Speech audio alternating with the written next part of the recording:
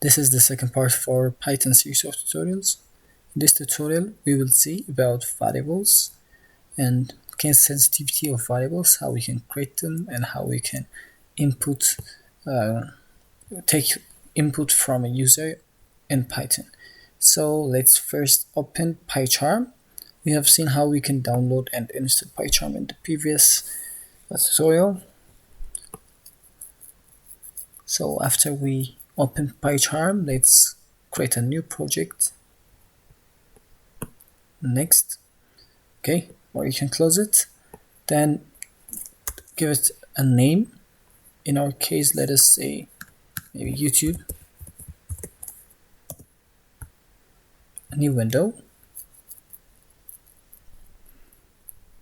Okay, just remove everything. This is your main.py file. So let us see how we can declare variables in Python. So variables are created directly as soon as you declare them. Like for example, if you want to create a variable called name, you just need to give the variable name and assign it to any value. For example, a string like Dagi. Okay, there is no semicolon in the end of a statement when you're using Python. So this is how you could declare a variable. Now, if you want to print name, and let's run this. Okay, you get Dagi. This is how you can call it. And if you, for example, want to reassign this variable to Dagi programmer, then now we run. You can use Shift F10 to run. So Dagi programmer. This is how you can declare and use a variable. And variables are case sensitive, meaning if you, for example, are using capital N and a small n, these two are different. So let us run this program. And now name is Dagi, not Dagi programmer. So these two names are different. This is all about case sensitivity. And let's take some input from the user. So let's the name be input. Then what is your name? Okay, then print name. Now this is run. Then you can see what is your name, and my name is Dagi. Enter. Then it's printing my name. Or you can use a string concatenated with the variable hello space Dagi. Okay. What is your name? Hello space Dagi. So this is how you can take input from your users and display it. You might, for example, let us see another example. What you might want to take number values. For example, input num1. This is num1. Then num2. Input num2.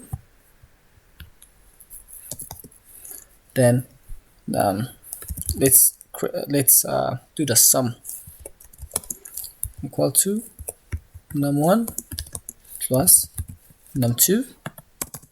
Then just print the sum. Okay, so let's run this program. It's just a simple program. Enter num1, then enter num2, Okay, stop and rerun. Enter num1, for example, 20 plus 9 is 209. Now this is working like this because we haven't give it the type of this variable. So for that we can use int. Now we're telling it it's an integer. Then again here int. Now just rerun it. 20 plus 9, you can get 29. So in the first case, it took num1 as a string. So as a string, it just concatenates 20 with 9. When you declare this, it works this way. And if it's a float, you just give it a float. Now let's check. Let's print type of sum. Okay, so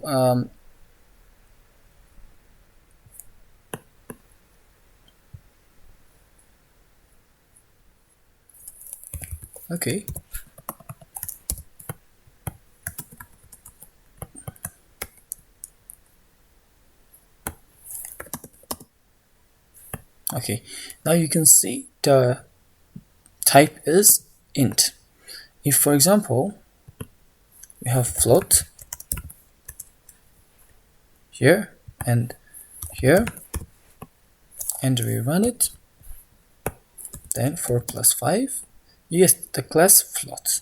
So this is a way you can see what type of variable or the data type you're using. So if it might be a string here, so you can add strings with floats. So this is a string, so that's the problem. So for example, change this to string. Now 6 plus 7, you're adding to strings again. So I mean,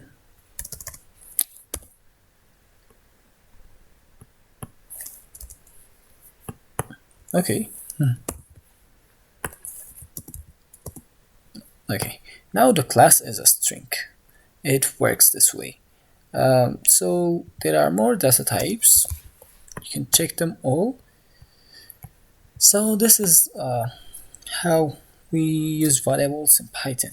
You can also write Python in the command prompt or any terminal. You just need to type Python, then you can write your Python code like we've done before. So for example, and print the name Aggie. It works this way. And one thing I want to tell you is the double quote and the single quote doesn't matter. You can use a double quote or a single quote however you want. So thank you for watching this tutorial.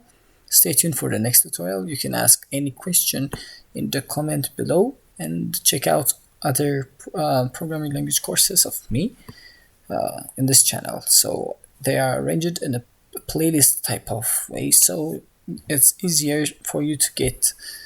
So thank you very much. Don't forget to subscribe and like this video. Thank you.